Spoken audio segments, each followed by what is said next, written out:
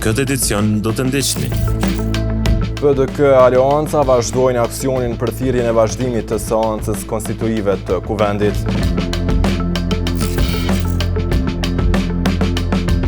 Gjashtë persona u lënduan mbrëm në një aksident trafiku në Gjakov.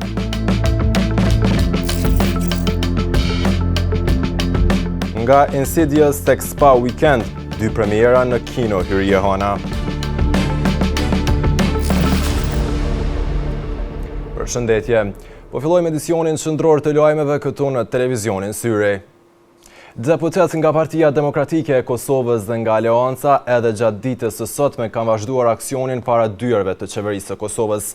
Thirrja e tyre ishte e njëjtë edhe sot. Ata i përsëritën kërkesën për vazhdimin e punimeve të seancës për konstituimin e Kuvendit. Thirrjet për konstituimin e Kuvendit të Kosovës i kanë vazhduar edhe para ditën e sotme deputetët nga Partia Demokratike e Kosovës dhe Aleanca. Ata kanë vazhduar aksionin para ndërtesës së qeverisë së Kosovës duke bllokuar hyrjen në shenjë proteste për mos thirrjen e vazhdimit të seancës. Deputeti i PDK-s Fadil Demaku i bëri thirrje kryeministrit në detyrë Albin Kurti që të ndryshojë qëndrimin duke paralajmëruar rritje të zemërimit qytetar.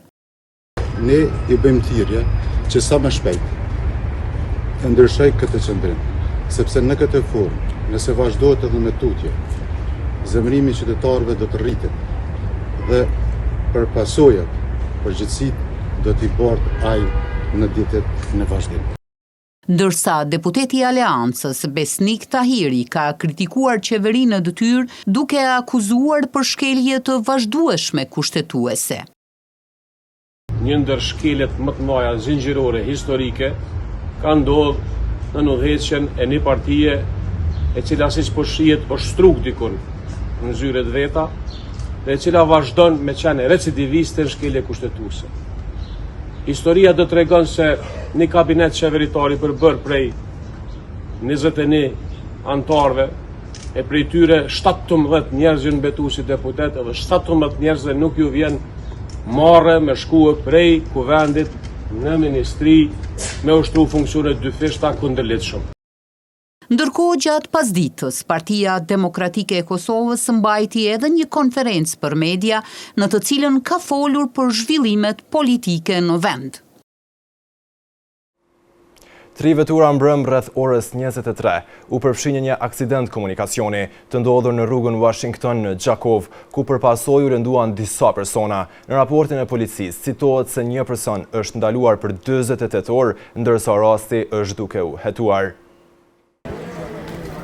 Një aksident trafiku ka rezultuar me lëndimin e 6 personave të ndodhur mbrëmjen e 20 gushtit në Gjakov, ku janë përfshirë 3 vetura.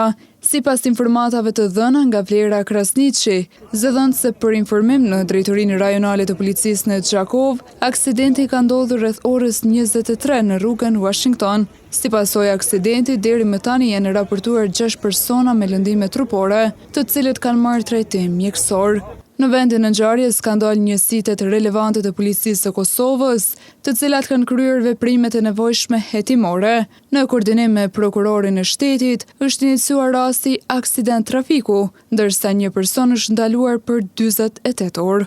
Për gjendjen shëndetësore të personave të lënduar ka folur edhe shefi i emergjencës në Spitalin e Përgjithshëm Isa Greza në Gjakov, doktor Ilir Hasanaj.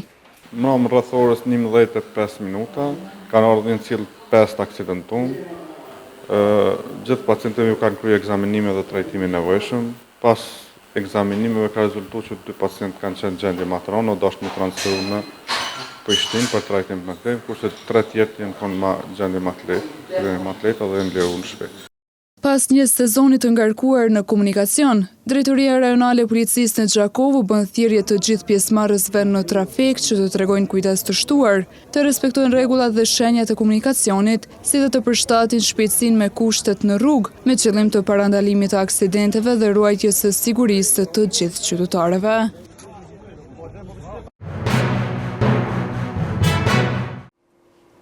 Kalendari javor në kino Hyrjehana sonte nis me filmat Insidious dhe Spa Weekend, për të vazhduar edhe me filmat të tjerë gjatë vikendit dhe të hënën. Filmat janë të zhanreve të ndryshme në trend me kinemat botërore. Kino Hyrje Hana sjell një tjetër javë plot emocione për adhuruesit e filmit. Në ekranin gjigant të kinemas do të shfaqen 2 premiera të reja, duke sjell histori, personazhe dhe aventura për publikun. Orari javor hapet të premten, ku për të gjithë adhuruesit e filmave horror vjen filmi Insidious nga ora 16 për t'ia lënë vendin komedisë më të shumëpritur të vitit, Spa Weekend, me fillim nga ora 20. Sa i përket ditës së shtunë, do të ketë një repertuar të gjatë të shfaqjes së filmave, ku dita fillon me filmin The Super Mario Galaxy Movie, ora 13, Toy Story 5, ora 15, vazhdon me komedin premier të kësaj jave, Spa Weekend në ora 17 dhe përmbyllet me shfaqjen e filmit Spider-Man Brand New Day në ora 20.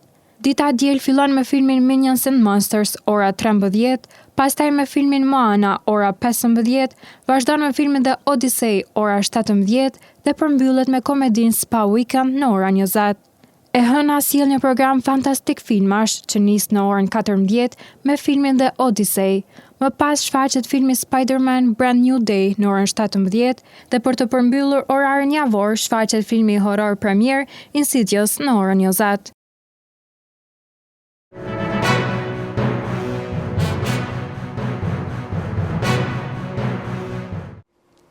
Ushtruesja detyrës së presidentes së Republikës së Kosovës Albulena Xhiu ka vizituar delegacionin kosovar që po merr pjesë në lojrat mesdhetare Taranto 2026, duke përcjell nga afër edhe ndeshjen e volejbollistëve kosovare kundër Algjerisë, e cila u mbyll me fitoren e Kosovës.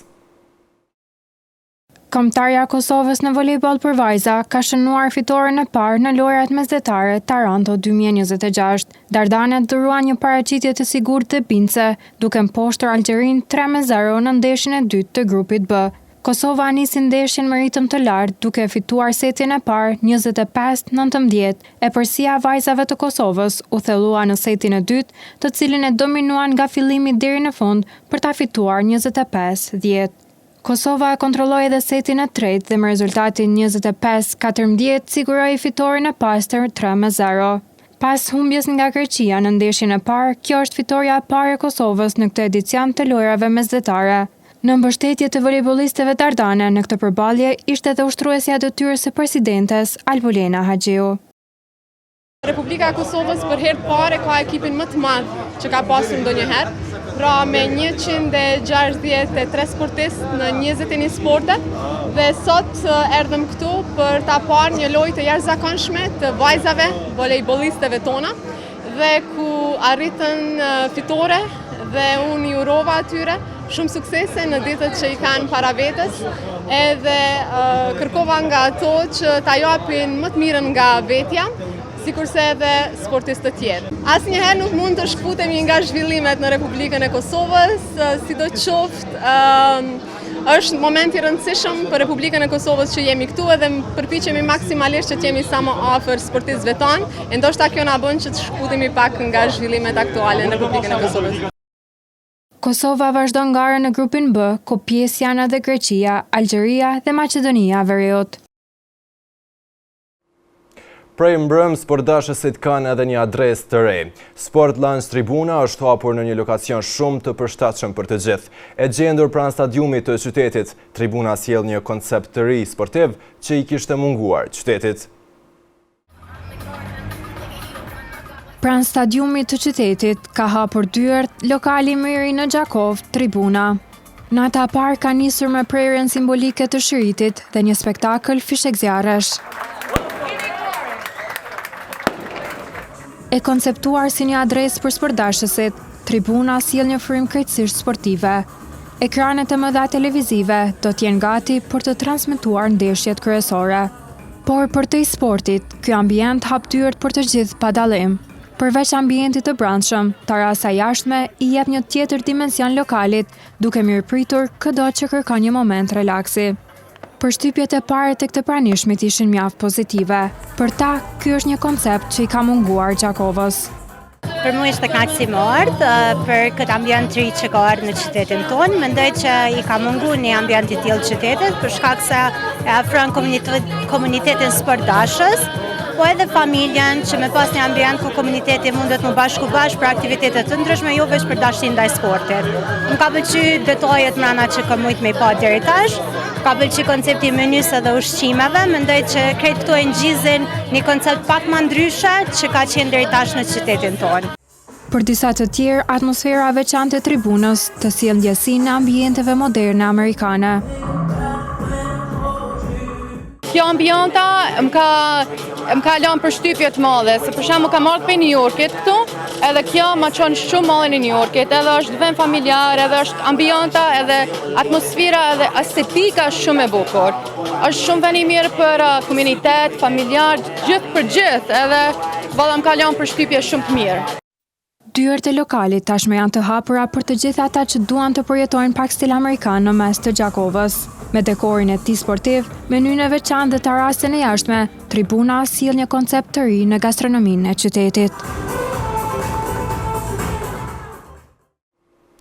Klubi basketbollit Vllaznimi së fundmi ka njoftuar për disa transfere të rëndësishme në klub, me qëllim që në sezonin e ri, duke ndryshuar plotësisht strukturën me një trajner kampion, 3 amerikan cilësor dhe 5 përforcime të forta vendore.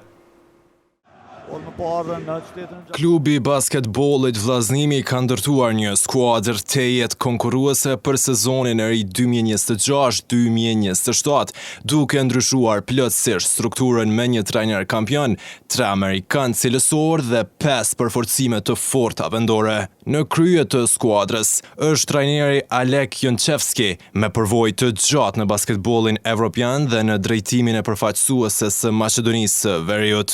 Në parket, Kuqezin do të mbështeten fillimisht tek 3 amerikanët. Vance Jackson, alo qendër 2.06 metra, vjen me përvojë nga NBA League dhe pritet të jetë një nga lojtarët kryesor në tabel. DJ Davis, fundor 1.85 metra, njihet për gjuajtjet nga distanca dhe vjen pas një sezoni të suksesshëm në Gjeorgji.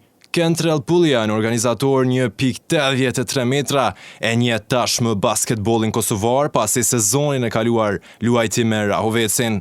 Nga lojtarët vendor, Arbin Rushiti rikthehet tek Vllaznimi pas një sezoni në Maqedoninë e Veriut.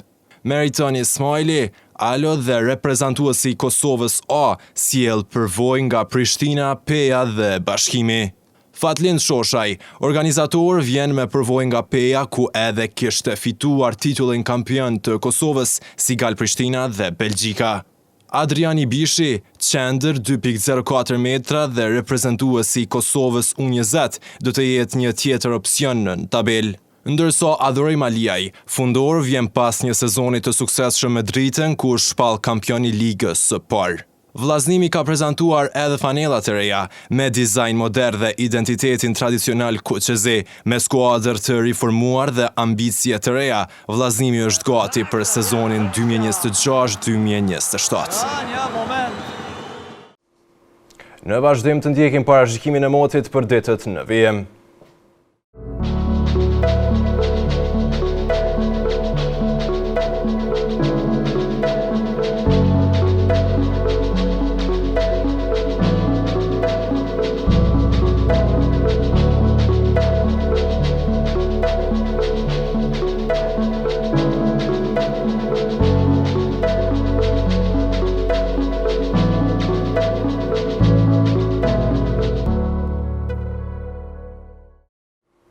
Para se të ndhami të ndjekim edhe një titujt kryesor të këtij edicioni. PDK Aleanca vazhdojnë aksionin për thirrjen e vazhdimit të seancës konstituive të kuvendit. 6 persona u lënduan mbrëm në një aksident trafiku në Gjakov.